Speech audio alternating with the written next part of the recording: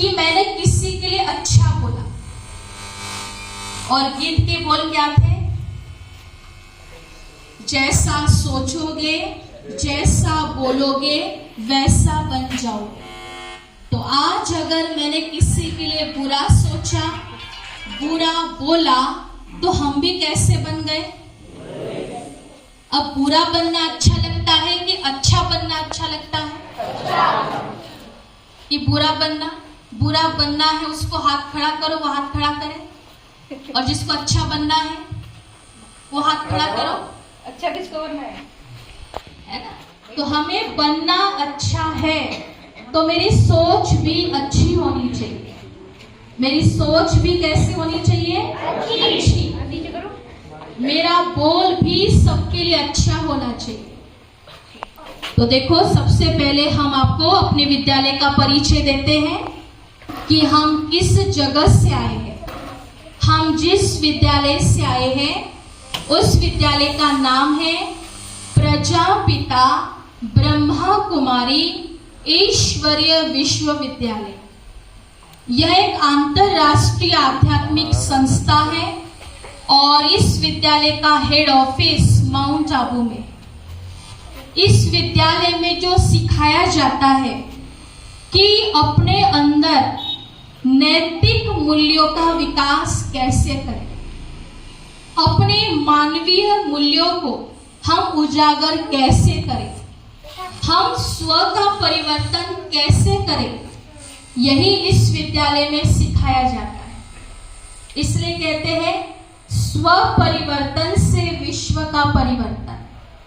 हम बदलेंगे, जग बदलेगा। बोलो, हम सुधरेंगे, जग सुधरेगा। तो अब बताओ किसको बदलना है? सुधरना किसको है? हमको। हम अपने अंदर बदलाव लाएंगे तो हमारे साथ में रहने वाले जो लोग हैं, आपके भाई हैं, आपके बंधु हैं, वो आपको देख देख कर अपने आप सुधर जाएंगे। आज हम स्कूल में आते हैं पढ़ाई करने के लिए, शिक्षा लेने के लिए, लेकिन बच्चों को शिक्षा का सही अर्थ पता होना चाहिए। शिक्षा का सही अर्थ होता है चरित्रवान बनना। शिक्षा का सही अर्थ क्या है? आज अगर मैं किसी को पूछूंगी ना कि बताओ आपका क्या लक्ष्य है, आपको क्या बनना है, तो हर किसी ने एक ना एक लक्ष्य लिया होगा। मुझे डॉक्टर बनना है। कौन कौन है जिसको डॉक्टर बनना है? हाथ खड़ा करो। जिसको टीचर बनना है वो हाथ खड़ा करो। जिसको इंजीनियर बनना है वो हाथ खड़ा करो। पीछे वाले बच्चे कुछ बनना ही नहीं चाहते थे। हाथ खड़ा क्यों नहीं आता? बनना है ना, किसी का लक्ष्य है। कोई कहता है हमें डॉक्टर बनना है, टीचर बनना है, कलेक्टर बनना है ना? कोई ना कोई लक्ष्य है ना सभी का।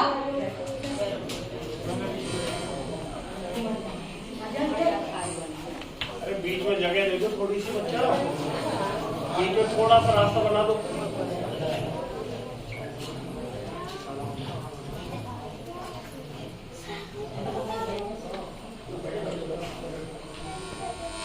सभी बच्चों का ध्यान इधर रहेगा।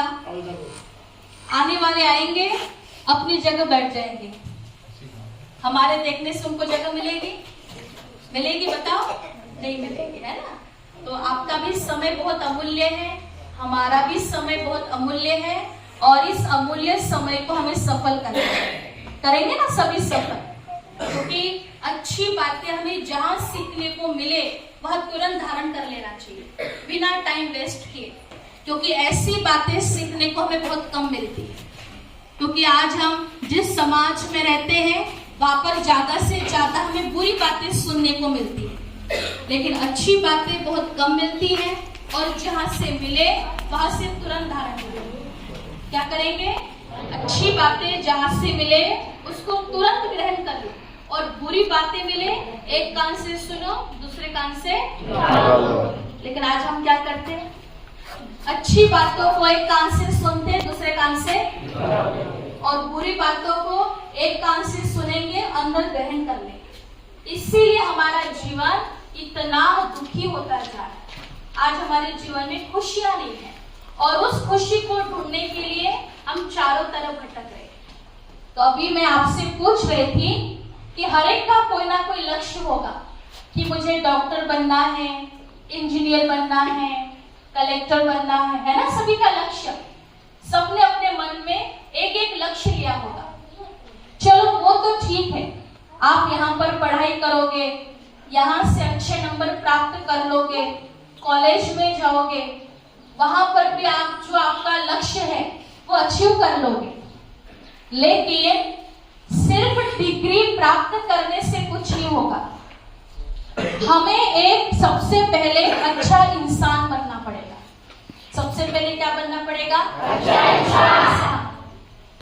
आज हर जगह कॉलेज है, स्कूल है, बढ़ते ही जा रहे हैं। शिक्षा के जो स्थान है जगह जगह बढ़ते ही जा रहे हैं, फिर भी जेल में कैदियों की संख्या कम नहीं हो रही है। हॉस्पिटल भी इतने बढ़ते ही जा रहे हैं। तो सिर्फ डिग्री लेने से कुछ नहीं होगा। डिग्री लेने से पहले हमें अच्छा इंसान बनना है। क्या बनना है? अच्छा इंसान।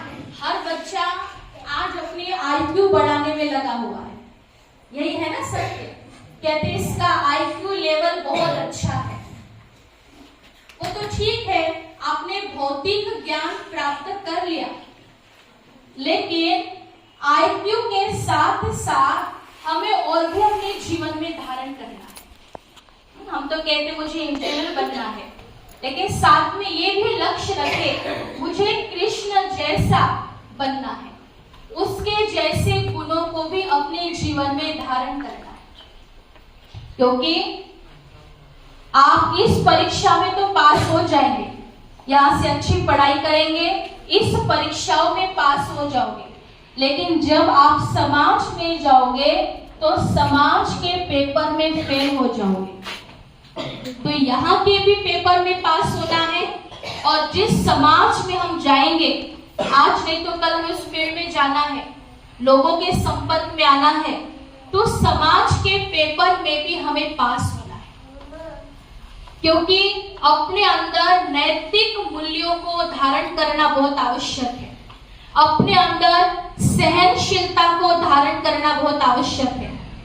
आजकल बच्चे डिग्री तो ले लेते हैं, कहते हम डॉक्टर बन गए, हम कलेक्टर बन गए, हम फलाने बन गए, लेकिन जब जीवन में परिस्थिति आती है, कोई दुख आता है, तो कई कई बच्चे सुसाइड कर लेते हैं, स्वयं को खत्म कर लेते हैं। तो उन्होंने पढ़ाई तो पढ़ी, लेकिन पढ़ाई के साथ उन्होंने सहन शक्ति नहीं पढ़ी, उन्होंने नैतिक मूल्य नहीं पढ़ा। अगर वो भी शिक्षा हम अपने जीवन में धारण कर लेते, तो जीवन में जब परिस्थिति आती है तो उससे लड़ने की हमारे अंदर ताकत आती है। और दूसरा जो है हमारा, हमें दृष्टिकोण बहुत प्योर बनाना है। हमारे दो दृष्टिकोण है, एक है नेगेटिव, दूसरा है पॉजिटिव। कितने दृष्टिकोण है? दो। एक है नेगेटिव, दूसरा है पॉजिटिव। आप अपना दृष्टिकोण नेगेटिव रखेंगे, हम कुछ भी पढ़ाई करते हैं, हमारी एग्जाम पास आती है, तो हमारे मन में सबसे पहला दृष्टिकोण नेगेटिव होता है। सबसे पहला दृष्टिकोण कौन सा होता है? नेगेटिव। अब नेगेटिव हम क्या सोचते हैं कि ये मेरे से नहीं हो सकता, ये मैं नहीं कर सकता, और ये नेगेटिव सोच हमें और नीचे ले जाएगा। हमारे अंदर का जो उमंग है, खुशी है, उसको डाउन कर देती है। इसलिए हमेशा अपना दृष्टिकोण पॉजिटिव रखना है। कैसा रखना है? पॉजिटिव। जैसे मैंने आपको बताया, हमारे दो दृष्टिकोण, एक नेगेटिव है, दूसरा पॉजिटिव है। तो नेगेटिव को तो बिल्कुल जड़ से खत्म कर दो, एक ही दृष्टिकोण रखना, पॉजिटिव। कौन सा रखेंगे? पॉजिटिव। कौन कौन रखेगा? हाथ खड़ा करो, अच्छे से करो। सभी रखेंगे ना? तो देखो बच्चे कितने समझदार हैं, सभी होशियार हैं, तो सब अपने लिए एक बार ताली बजाएं।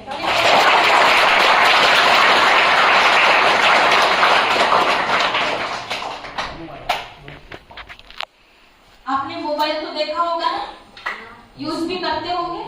कौन कौन यूज करता है मोबाइल? बहुत बच्चे मोबाइल यूज करते हैं, वेरी गुड।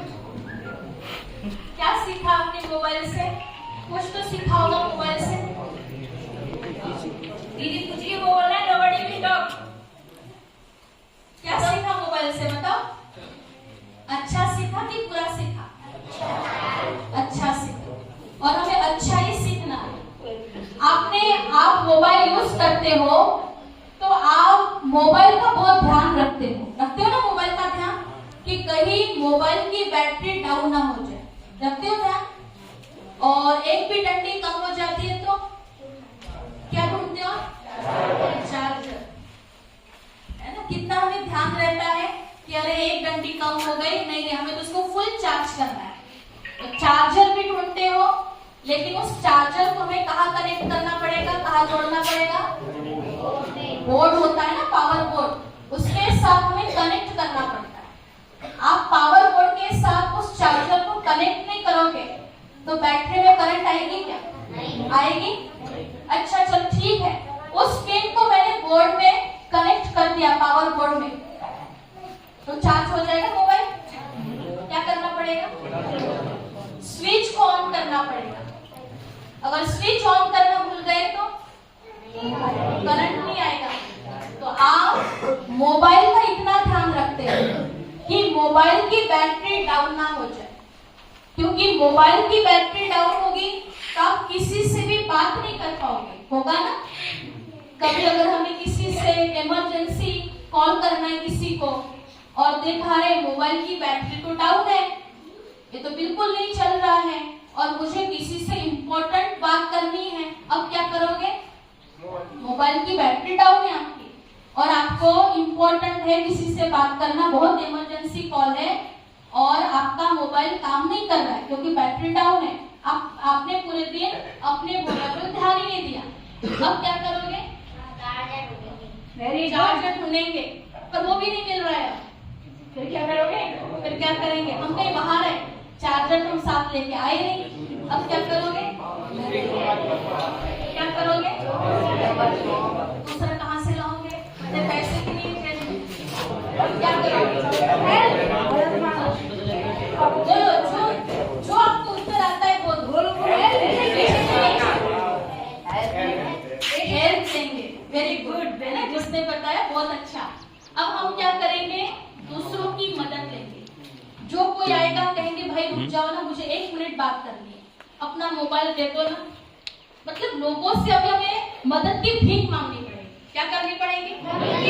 अरे भाई दे दो ना, बहुत इमरजेंसी कॉल है, अब किसी ने ना बोल दिया, कोई तैयारी नहीं देने के लिए, तो हमें कितना झुकना पड़ेगा उसके सामने, कितना उसके पीछे भागना पड़ेगा, तब जाके हमें मोबाइल मिलेगा, और वो भी अपना मोबाइल फटाफट ले लेगा। तो ये मोबाइल का उदाहरण आपको इसलिए दिया, आज हमारा जीवन भी हमने ऐसे ही बना के रखा। हम मोबाइल का तो ध्यान रखते हैं कि उसको चार्ज करना है, क्योंकि मुझे कॉल करना है, या कोई हम गेम खेलते जिसके लिए हम उसको तैयार रेडी करते हैं, लेकिन हमने कभी स्वयं के बारे में नहीं सोचा। क्या मैं रोज अपने आप को परमात्मा से चार्ज करती हूँ? हम कभी अपने आप को परमात्मा से चार्ज नहीं करते, क्योंकि ये शरीर एक मोबाइल की तरह है। ये शरीर क्या है? मोबाइल की तरह। और इस शरीर के अंदर जो एनर्जी है, जो ऊर्जा है, जिसको आत्मा कहते हैं, वो बैटरी है। वो क्या है? बैटरी। शरीर तो मोबाइल है, और मैं आत्मा हूँ, मतलब मैं बैटरी हूँ, और मेरी बैटरी डाउन है। मेरी बैटरी क्या है? डाउन। अब बैटरी डाउन है, जो मोबाइल की बैटरी डाउन होते हैं, मोबाइल किसी को भी पसंद आता है? किसी को? तो इसी प्रकार आत्म रूपी बैटरी या मेरा मन रूपी बैटरी डाउन है, इसीलिए हम चिंताओं में चले जाते हैं, हम डिप्रेशन में चले जाते हैं, या किसी बातों का प्रभाव हमारे ऊपर बहुत जल्दी आ जाता है। तो आज से पक्का करना, हमारे पास 24 घंटा है। कितना है? 24 घंटा। उसमें से चलो भले आप 1 घंटा भी मत दो, लेकिन 10 मिनट या 15 मिनट मुझे अपने आप को चार्ज करना है। क्या करेंगे? चार्ज। अब कैसे करेंगे चार्ज? मोबाइल की विधि तो आप सभी को पता है कि चार्जर चाहिए, पावर बोर्ड चाहिए, फिर स्विच ऑन करना है तो करंट मिलेगी। अब खुद को चार्ज कैसे करेंगे आप? भगवान का ध्यान भगवान का ध्यान करेंगे। वेरी गुड, ये भी अच्छा बताया। वो तो वैसी बात हो गई ना, पिन तो लगा दी पर बटन ऑन नहीं है, करंट मिलेगी? भगवान का तो ध्यान किया मैंने। जिस भगवान को आप मानते हो, कोई कृष्ण को मानता होगा, कोई शिव को मानता होगा, आप जिसको भी मानते हो, आपने उसको याद तो किया, उसका नाम तो लिया, अर्थात इस मन का जो पिन है, इस पिन को हमने उस पावर हाउस के साथ तो जोड़ लिया, लेकिन दूसरा काम और बाकी कौन सा है? स्विच को ऑन करना। और वो स्विच है हमारे शुद्ध विचार। क्या है? आप मुख से नाम ले रहे हो शिव जी का, जिसको भी आप मानते हो, जो आपके इष्ट है, आप मुख से तो नाम ले रहे हो, पर मन विचार जो है वो गंदे हैं, तो आपको परमात्मा से करंट नहीं मिल सकता। इसलिए मन तो परमात्मा के साथ हम जोड़ते हैं, लेकिन साथ साथ शुद्ध विचारों का बटन भी ऑन करना है। इसलिए आज से अपने विचार सबके लिए शुद्ध रखेंगे। कैसे रखेंगे? रखेंगे सभी। कभी किसी के लिए ये नहीं बोलना ये गलत है, ये बुरा है।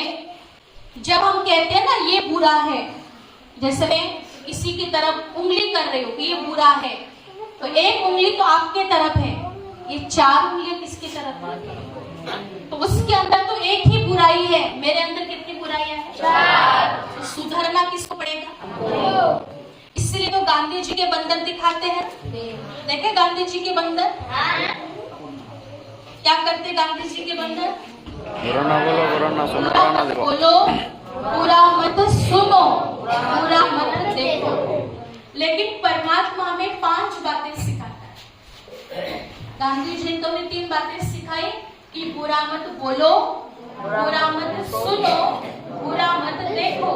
लेकिन जो परमात्मा है, शिव बाबा, निराकार ज्योति, वो हमें 5 बातें सिखाता है। वो कौन सी? बुरा मत बोलो, बोलो, बुरा मत बोलो, बुरा मत सुनो, बुरा मत सुनो, बुरा मत देखो, बुरा मत देखो, बुरा मत सोचो, बुरा मत सोचो, बुरा मत करो, बुरा मत करो। अब ये 5 बातें याद रहेगी, ये 5 बंदर याद रहेंगे। कौन कौन से? बोलो, बुरा मत सोचो, बुरा मत करो, बुरा मत देखो, बुरा मत करो। बुरा मत सोचो, बुरा मत करो। ठीक है ना, कि भूल जाओगे यहाँ से जाते, याद रहेगा ना सबको। एक कान से सुना, दूसरे कान से निकल गया, फिर तो कोई मतलब ही नहीं रहा, है ना। एक छोटी सी कहानी मैं आपको सुनाती हूँ।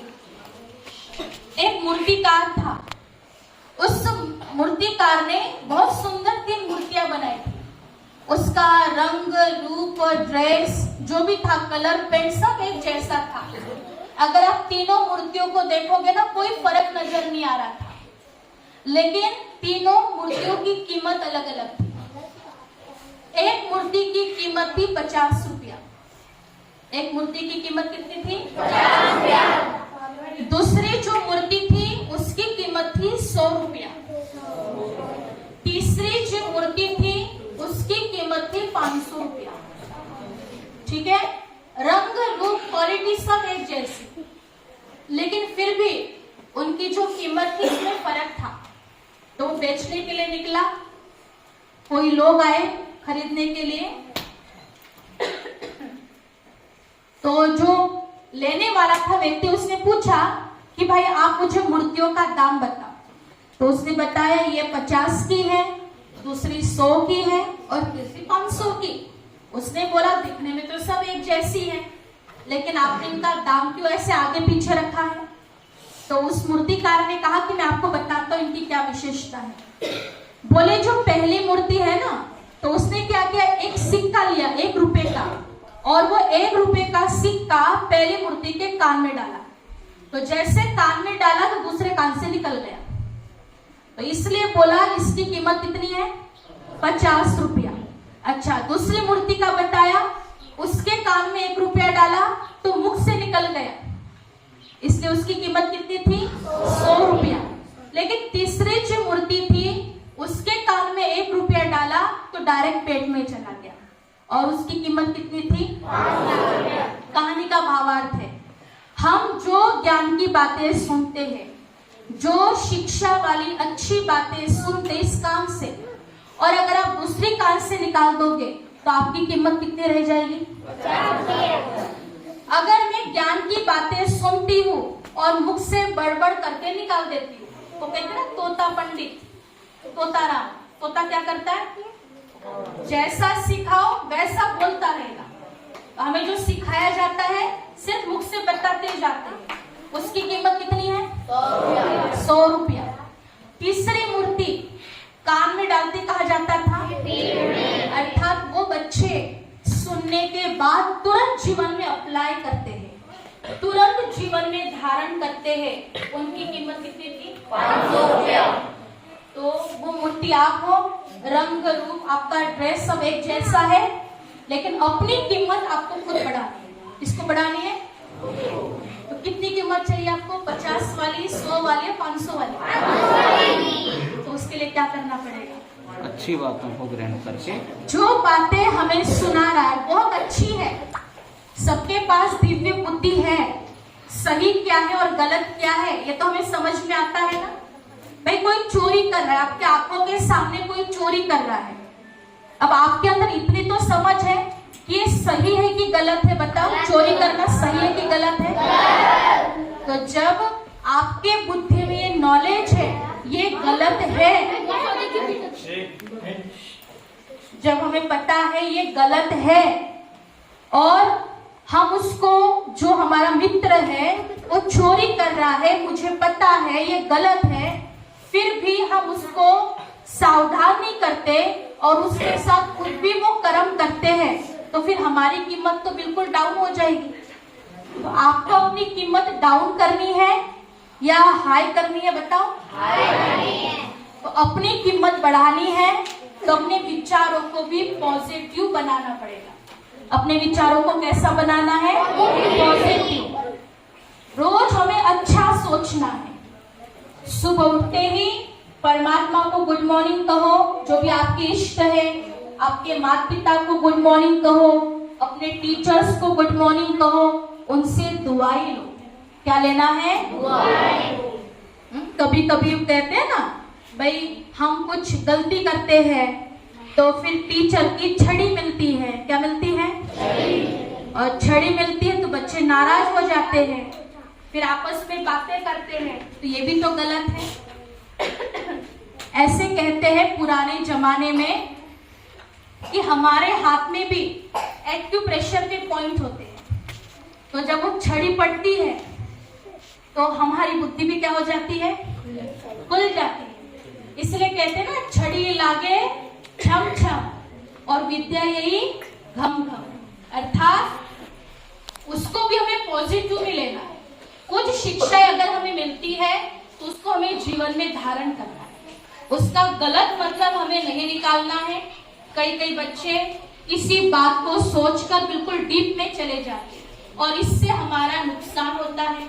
जो हमारा भविष्य बनना चाहिए वो भविष्य हमारा नहीं बनता।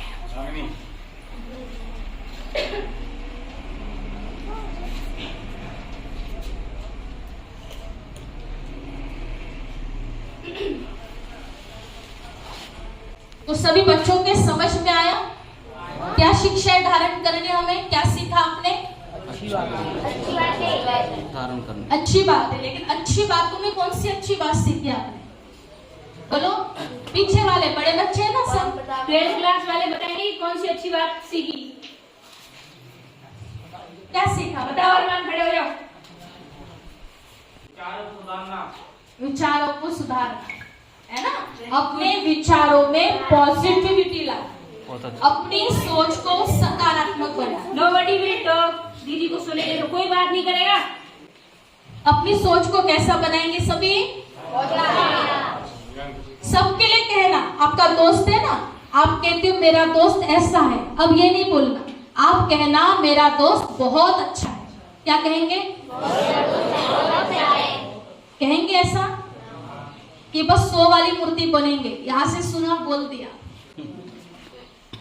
सुनने के बाद अप्लाई करना है, बोलना भी है, सोचना भी है। अपने टीचर्स के लिए क्या बोलेंगे? हमारे टीचर्स बहुत अच्छे हैं। क्या कहेंगे? हमारे टीचर्स बहुत अच्छे हैं। बोलेंगे ऐसा, और बोलने के बाद उसको समझना भी है, फील भी है कि वो हमें अच्छे के लिए शिक्षा दे रहे है ना, हमारी स्व उन्नति के लिए। क्योंकि यहाँ से निकलकर हमें अपने भारत का नाम रोशन करना है, लेकिन शिक्षा के साथ साथ नैतिक मूल्यों का भी विकास करना है। आपने आम